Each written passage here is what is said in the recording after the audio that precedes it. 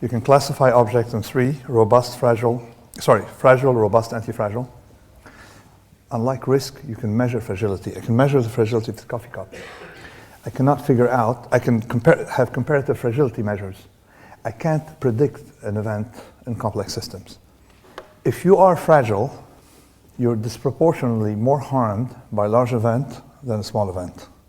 Let's assume I smash my car against the wall at 50 miles per hour.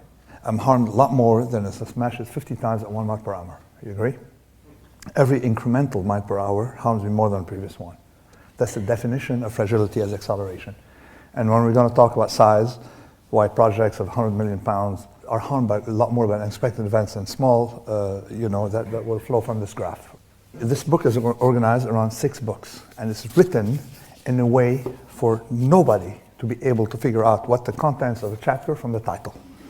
Part 1, I talk about biological systems and systems where you have the fragile harmed by being fragile, but the system gains from the fragility of individual components. Like restaurant business is fragile, but the system is good. And I have an anti-Darwinistic stance against something called the naturalistic fallacy, is that nature is not moral. But who you have to rescue is the very weak. To encourage risk-taking on the part of entrepreneurs because the system needs them.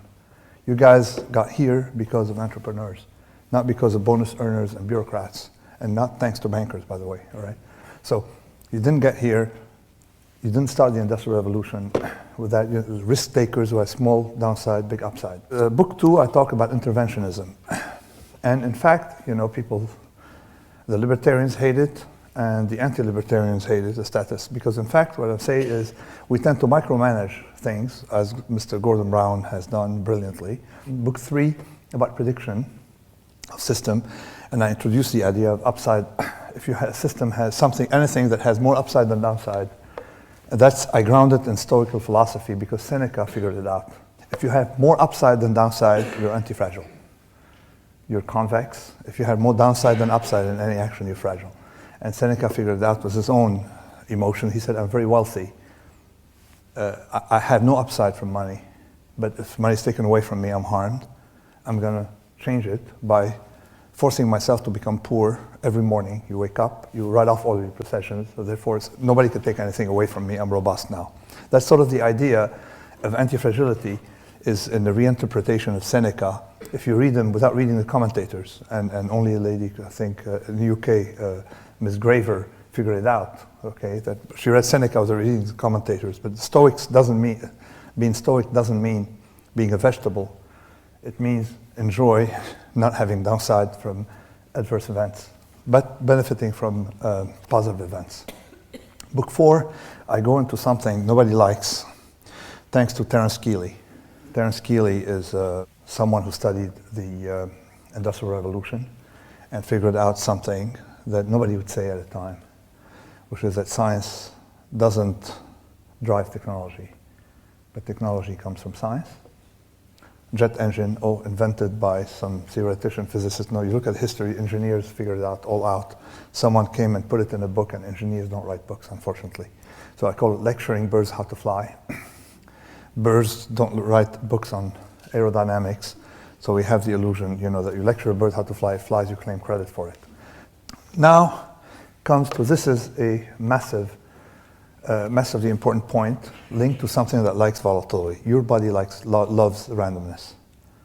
And there's a way to identify it. Is instead of having a dose of 100 milligrams or something, right? Name whatever you want, today and tomorrow. You had 0 today and 200 tomorrow. Instead of having 100 each day, you benefit from it, then you have this more upside than downside curve.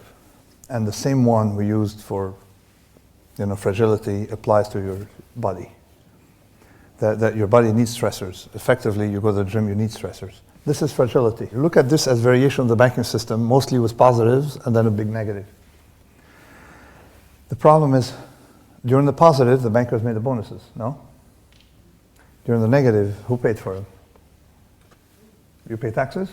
An architect should be punished when the house crumbles on the owner, because that removes the incentive of the architect to hide risk in a foundation. And no inspector will know more than the architect.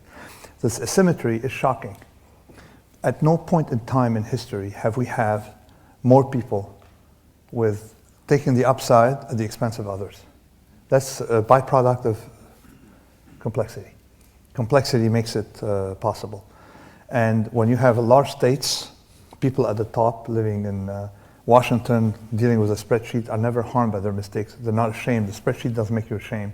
In a small commune, you are ashamed. Never ask a doctor what you should do. Ask him what he would do if you were you. You get a different answer. So this is my ethical point. I never talk about what I want people to do. When I say how to live in a world we don't understand, I'm not allowed to tell you what you should be doing. I can only tell you what I have done. So I want to be harmed by my error more than you. Economics have been giving us bullshit models now for a long time. Why? Because they're never harmed by their mistakes. We are harmed. Okay?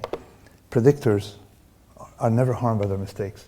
This is why I'm against someone telling me what he predicts. I want him to tell me, what do you have in your portfolio? What do you do? All right?